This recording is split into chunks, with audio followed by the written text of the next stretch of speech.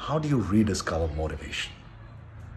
All of us have sometime been in the space where we've lost that motivation, lost that energy, lost that zeal, that mojo that we keep talking about. And how do we find that?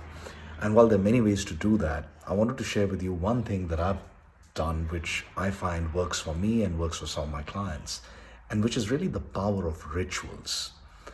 When you're feeling low, when you're feeling demotivated, lost, confused, and at times like these, it's easy to just leave everything and just be like driftwood in water and just go with the flow. And while in the short term that is helpful, in the long term that can lead to even more frustration and a sense of feeling completely lost. And the power of rituals is something that can help you get back on your feet again. So what do I mean by power of rituals?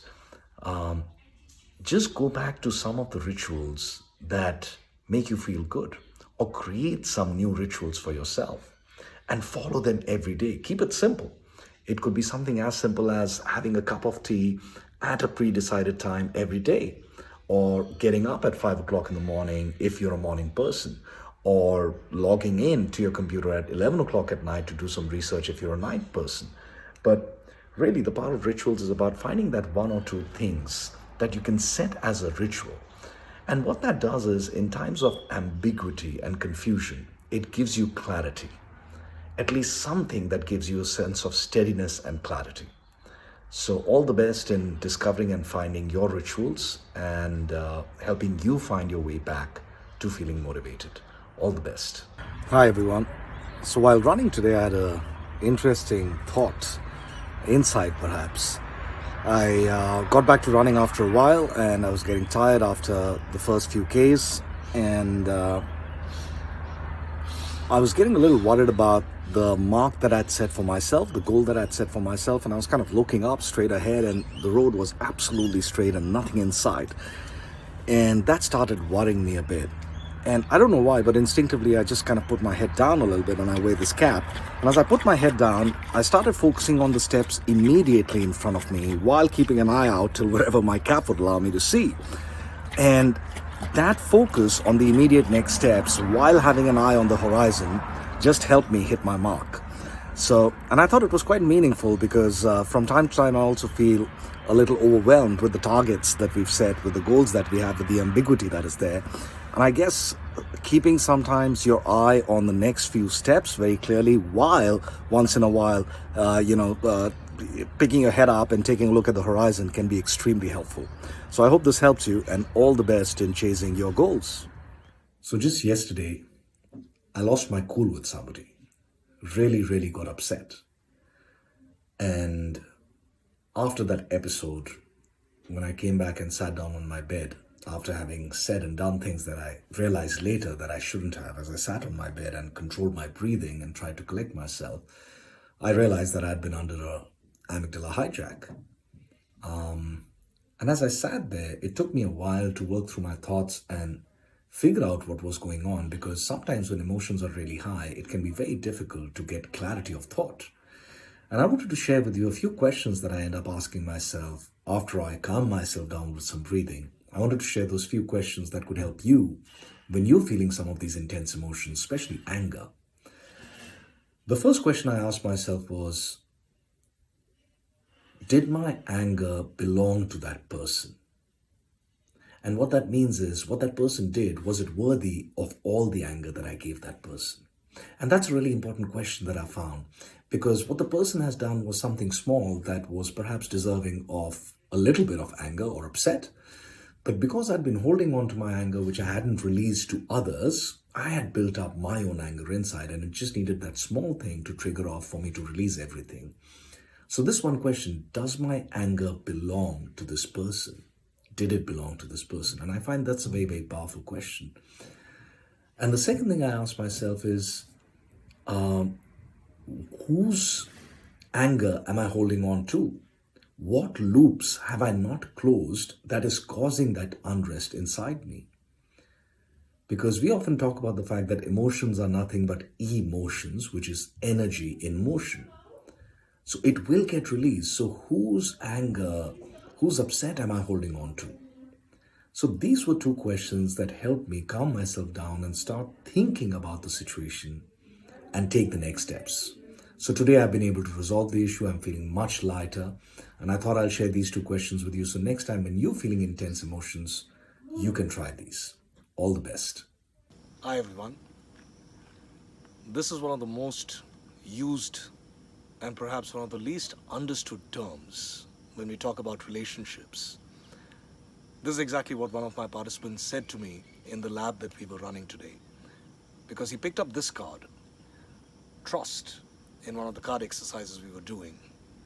And he spoke about this fact that it's one of the least understood things, and while we all understand the importance of this, what really is trust? And he asked me, he said, Gatik, it's really odd because there's this colleague and I trust this colleague, but on certain matters, the same colleague I don't trust. So what does that really mean? Do I trust him? Do I not? And that kind of brought back a lot of memories for me in one of the books I'd read about trust, and I loved the way it had been described. And I want to take this moment to share this with you about what really is trust and how do we kind of try to delayer it.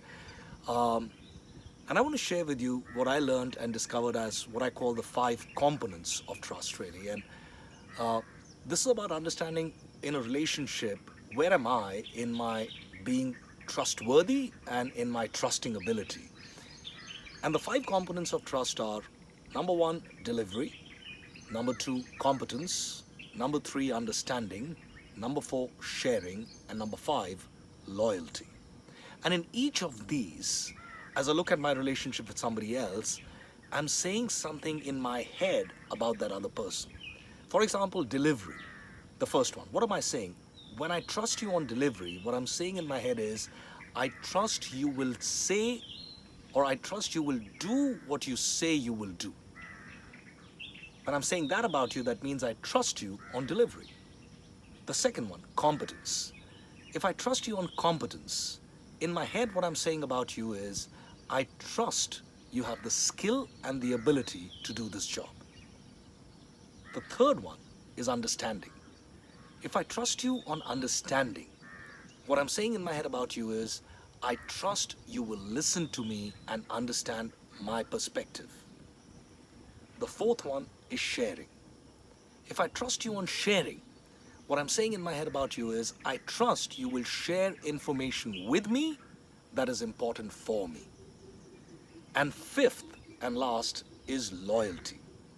If I trust you on loyalty, what I'm saying in my head about you is, I trust you will not speak ill of me behind my back.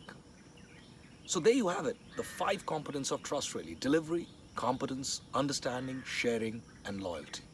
Now, as you look at your relationships with key people that you work with, ask yourself the question, which aspect of trust needs to be worked on?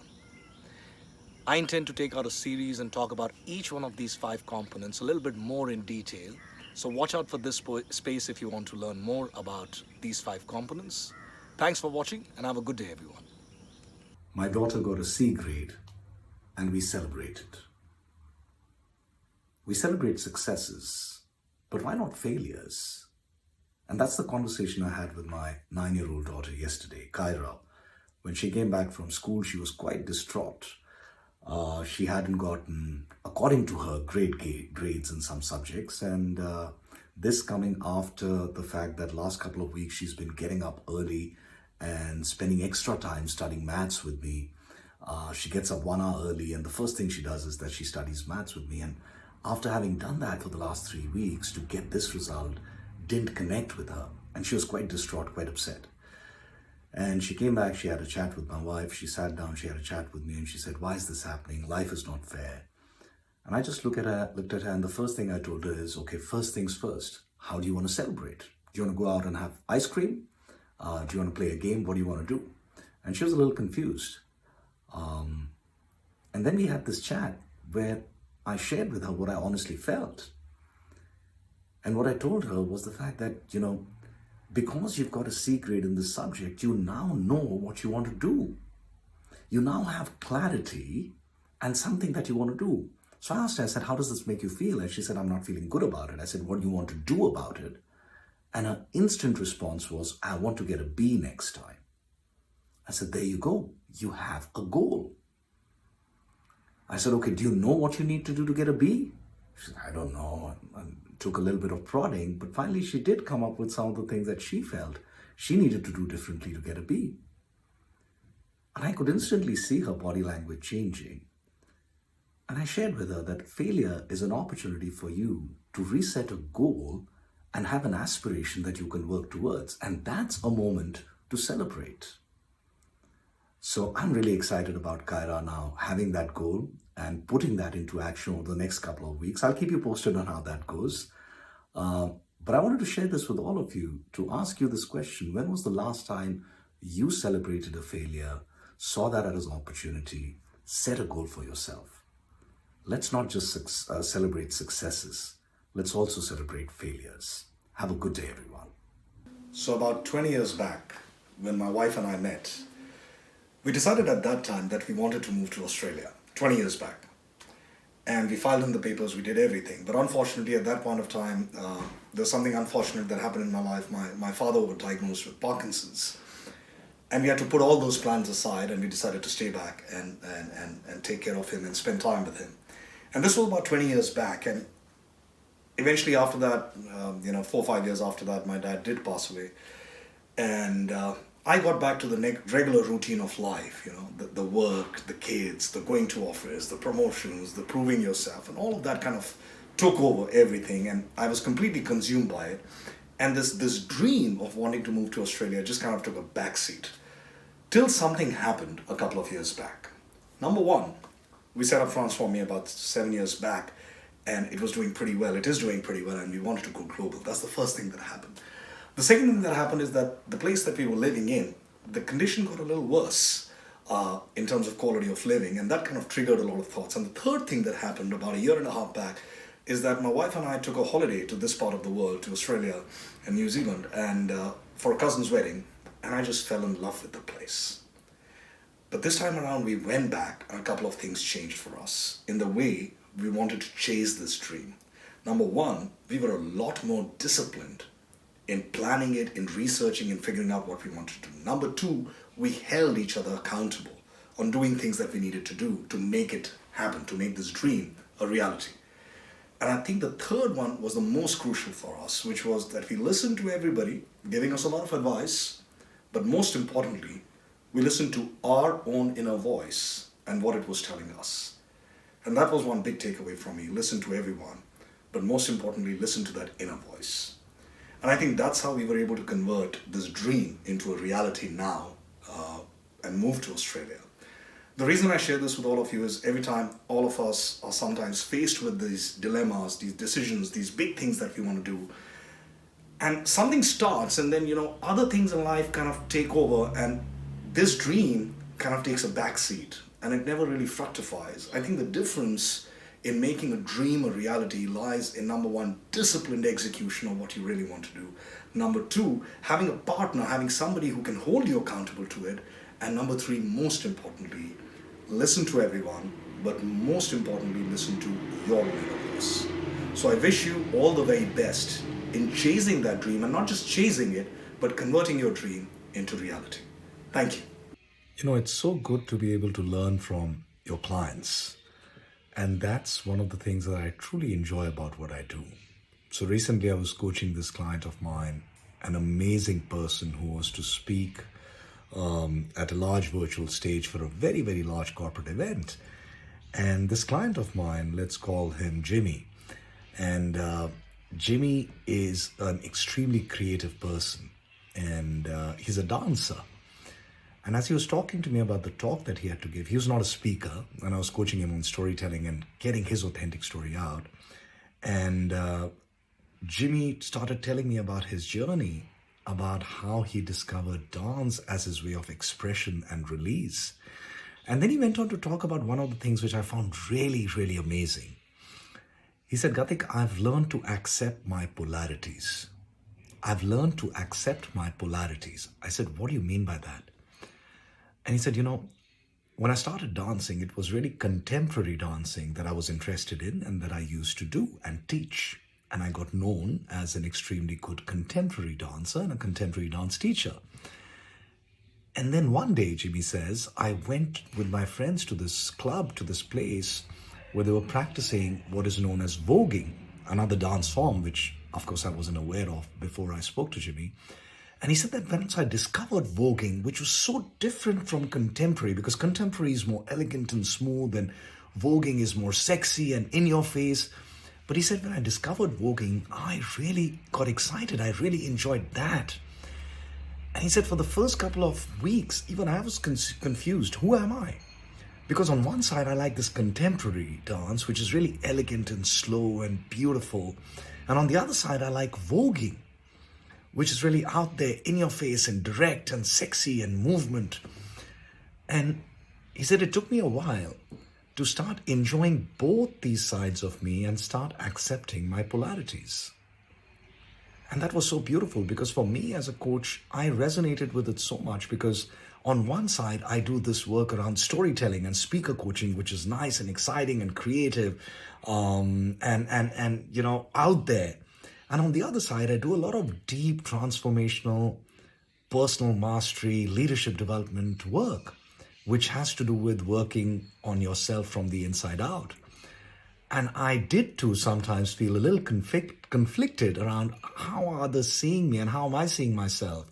But just listening to Jimmy talk about accepting his polarities brought a smile to my face and helped me accept my polarities. So as you think about this, reflect on what are your polarities that you want to enjoy and accept for yourself. Have a good one, everyone.